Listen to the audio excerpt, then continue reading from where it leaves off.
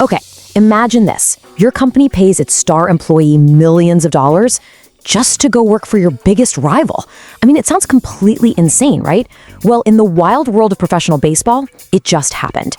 We're about to break down a story of strategy, decline, and some really high-stakes finance that's going to make you question everything you think you know about the business of sports. So, let's dive in.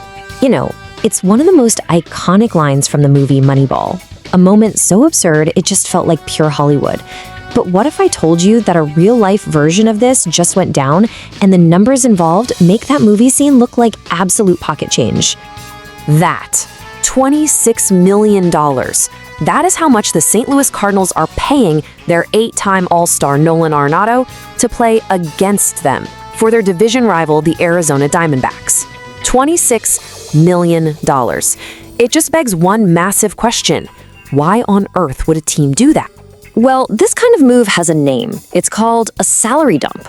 And to really get it, we need to look at the story from 3 different angles. You've got the player at the center of it all, the team that was so desperate to get rid of him, and the rival team that saw a golden opportunity. And look, let's be super clear. We're not talking about some washed-up veteran here. We're talking about a guy who, just 3 short years ago, was a finalist for the league's MVP award. He was the cornerstone of the franchise, a defensive genius with a bat to match. I mean, this was a player at the absolute peak of his game. So the first part of our puzzle starts with a story that's, well, all too common in sports. The dramatic and, frankly, surprisingly fast decline of a superstar. Now this chart, man, it tells a brutal story.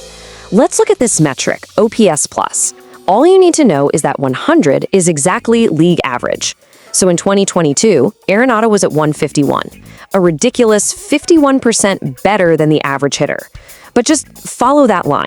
By 2025, he had plummeted to 87, which means he was now 13% worse than average. In sports, that isn't just a gentle slope. That's a free fall off a cliff.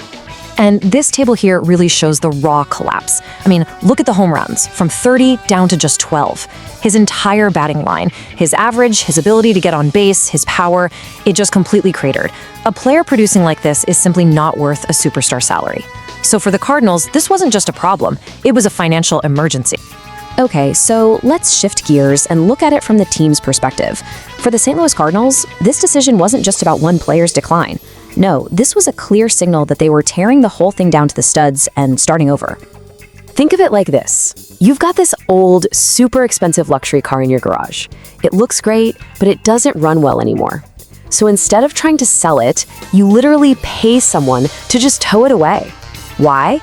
To free up the space and get rid of the headache. That's a salary dump. The goal isn't what you get back, it's what you get rid of.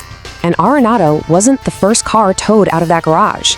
The Cardinals' new baseball boss, Chaim Bloom, had already started cleaning house.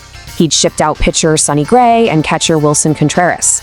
Getting rid of Arenado was the final and boldest move in a very clear strategy. Hit the giant red reset button on the entire franchise. All right, get ready for this number. When you add it all up, the Cardinals are paying these 3 former stars a combined $54 million to not play for them. That is an almost unimaginable amount of dead money, and it just shows how completely and brutally committed they are to this rebuild. So here's the crucial point. The Cardinals didn't do this to get some future star in return. They got a minor league pitcher, a kid who's basically a lottery ticket.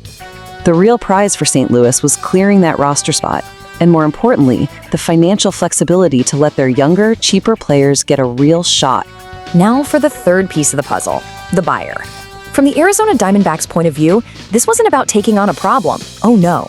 This was about making a really shrewd, low-risk, and potentially high-reward bet. I mean, the math on this is almost comical. St. Louis is eating the lion's share of the contract, a whopping $26 million. Arizona gets him for just $11 million over 2 seasons. To get a Gold Glove defender and a veteran leader for that price? In today's league, that's not just a bargain, it's a flat-out heist. And this quote from the Diamondbacks GM, it lays out their thinking perfectly. They know they're not getting the MVP version of Arenado. They're paying a clearance price for what he still is, a defensive anchor and a clubhouse leader. Anything he gives them with the bat at this point is pure gravy. A trade this big doesn't just happen in a vacuum. It sends ripples across the league, and it fundamentally changes the direction for everyone involved. So what's the final takeaway here? For Arenado, it's a desperately needed fresh start. For the Cardinals, it's about clearing the deck for the next generation. And for the Diamondbacks, it's a really savvy, low-cost bet to help a team that's trying to win now. It's one of those rare trades where, in a very strange way, everybody kind of wins. So this whole saga leaves us with one big, unsettling question. In an era of $250 contracts, we always focus on the price of getting a superstar. But the Arenado trade is a really stark reminder of the hidden cost, the cost of a superstar's decline. And it proves that sometimes the most expensive move a team can make is paying someone to leave.